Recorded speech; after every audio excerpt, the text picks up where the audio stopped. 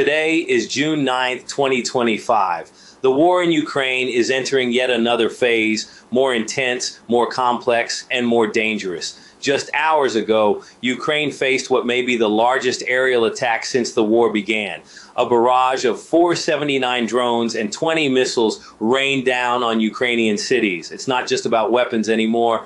It's about strategy, survival, and political messaging. This is your complete Ukraine-Russia war update in full detail. As of June 9th, 2025, Russia's massive aerial attack. As reported by Sky News and the Kyiv Independent, Russia launched an unprecedented overnight assault involving 479 Shahed drones and 20 cruise and ballistic missiles. Most of the targets were in western and central Ukraine, far from the traditional eastern front line. Ukrainian air defenses, especially those powered by NATO support, claimed they intercepted 460 drones and 19 missiles, a stunningly high success rate according to Ukraine's Air Force. But still, 10 projectiles got through. One of the key targets was a military airfield near Dubno, less than 60 kilometers from the Polish border. As per CNN, the strike was designed to test NATO's response time, and in fact, Polish and Allied aircraft were scrambled. Only one Ukrainian civilian was reportedly injured, and there were no confirmed military casualties. But the signal Russia sent was loud and clear: Ukraine's counter-drone warfare. But this wasn't one-sided. Ukraine has gone on the offensive too, not just with troops, but with drones. In what Ukrainian officials are calling Operation Spider's Web, the SBU, Ukraine's security service, launched coordinated drone attacks on 5 Russian airfields. According to sources like The Guardian and Ukrainska Pravda, Ukraine may have destroyed up to 41 Russian bombers, though exact numbers remain unverified. In addition, Ukrainian drones struck a Buk M3 missile defense system, reportedly destroying it. On June 5th, they hit a Russian air base in Savoslayka, damaging multiple MiG-31, Su-30, and Su-34 fighter jets.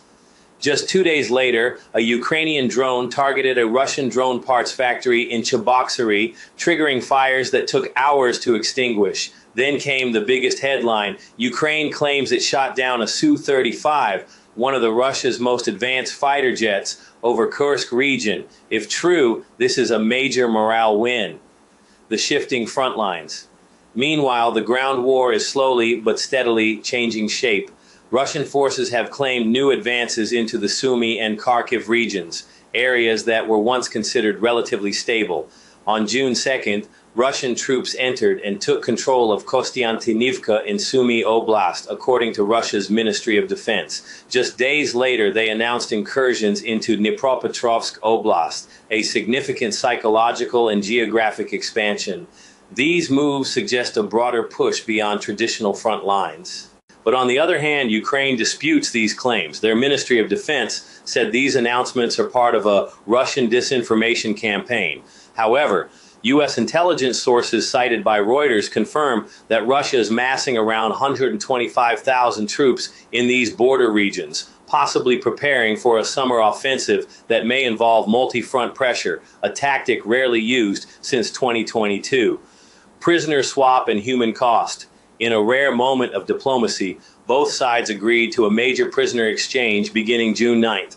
Talks were held in Istanbul, with Turkey and the Red Cross playing mediation roles. According to BBC reports, this swap is expected to include at least 1,200 prisoners from each side, including young soldiers under 25, the wounded, and those with severe medical conditions. The exchange is seen as a humanitarian breakthrough amid escalating hostilities. The emotional toll is hard to ignore. In videos published by Ukrainska Pravda, some Ukrainian POWs could be seen calling their families, tears in their eyes, saying things like, hi mom, I'm home, I'm finally home.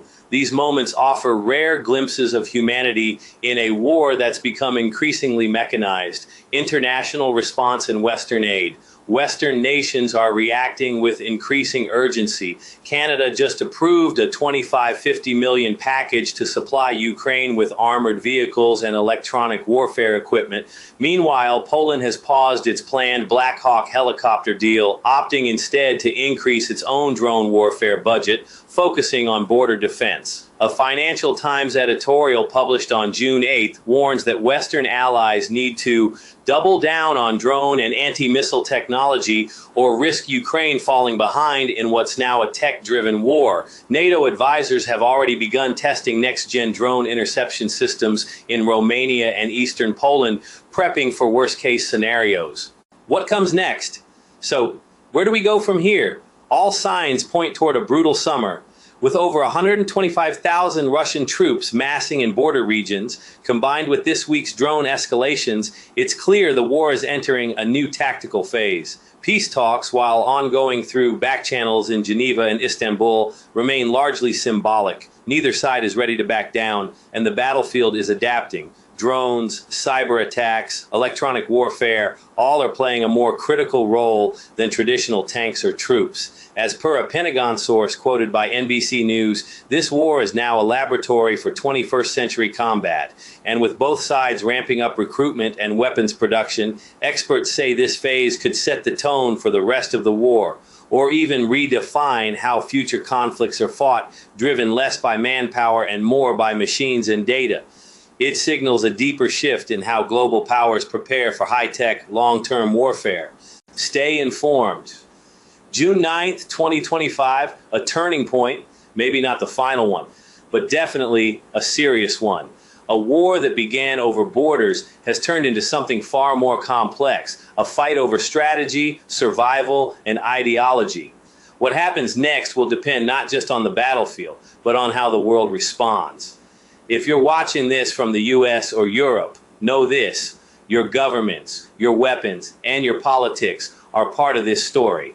So that was the latest update on the Russia versus Ukraine conflict. If you found this video helpful, don't forget to like, subscribe, The Timely Talk, and share your thoughts in the comments about what topic you want next. Stay tuned for more updates. Until then, take care.